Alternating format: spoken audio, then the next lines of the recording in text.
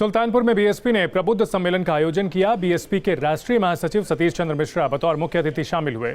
इस मौके पर बड़ी तादाद में पार्टी पदाधिकारी, कार्यकर्ता और समर्थक मौजूद थे। सतीश चंद्र मिश्रा ने कहा कि यूपी में ब्राह्मण समाज की एकजुटता की वजह से 2007 में बीएसपी की सरकार बनी थी। 2007 में ब्राह्मण समाज उपेक्षित था और आज भी उपेक्षित है।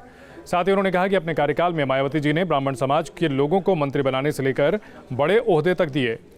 इस मौके पर उन्होंने कृषि बिलों, बेरोजगारी समेत कई मुद्दों को लेकर सरकार को घेरा। साथ ही कहा कि आप हमें दोबारा शक्ति देंगे तो आपका मान सम्मान, स्वाभिमान कायम करेंगे। खाली एमएलसी और 6 एमपी नहीं बनाए, उन्होंने उत्तर प्रदेश के जो विधान परिषद है उसके अध्यक्ष को भी उन्होंने ब्राह्मण समाज के व्यक्ति को बैठाल करके पूरे ब्राह्मण समाज का सम्मान बढ़ाने का काम किया। और चाहे वो संतरी हो, चाहे वो और लोग हो, चाहे चेयरमैन बनाने की बात हो, तो 35 लोगों को ब्राह्मण समाज के उन्होंने चेयरमैन बना करके और वाइस चेयरमैन बना के मंत्री का दर्जा देने का काम किया।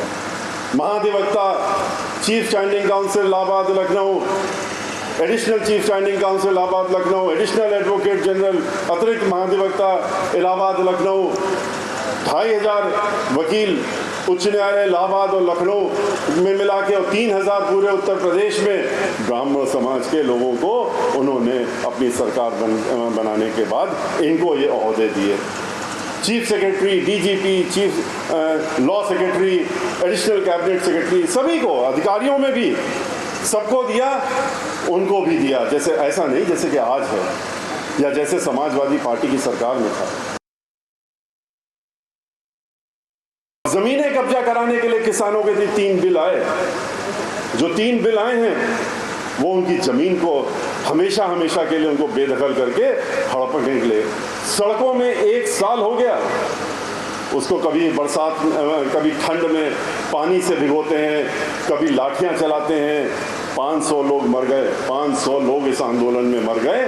लेकिन इनके ऊपर अभी भी पार्लियामेंट में हम लोग रोज वहां धरना प्रदर्शन चल रहा है, लेकिन इनको कोई फर्क नहीं पड़ता। ये किसानों की, चूंकि इन्होंने ठेका ले लिया है, उन लोगों ने हजारों करोड़ का चंदा पहुंचा दिया है भारतीय जनता पार्टी के पास, तो कैसे कानून को बदल दें।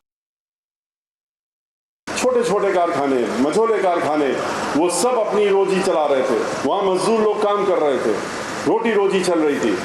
लेकिन इनकी ये आते ही नीयत खराब हुई कि इनको कैसे बंद किया जाए। जब ये बंद होंगे तभी तो बड़े वाले कारखाने जो हमारे उद्योगपति हैं उनके हाथ में सब चला जाएगा।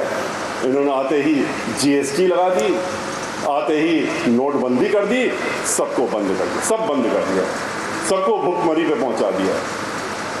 50 साल में सबसे ज्यादा अगर अनएम्प्लॉयमेंट हुआ है, इस समय हो रहा है, तो वो अब है।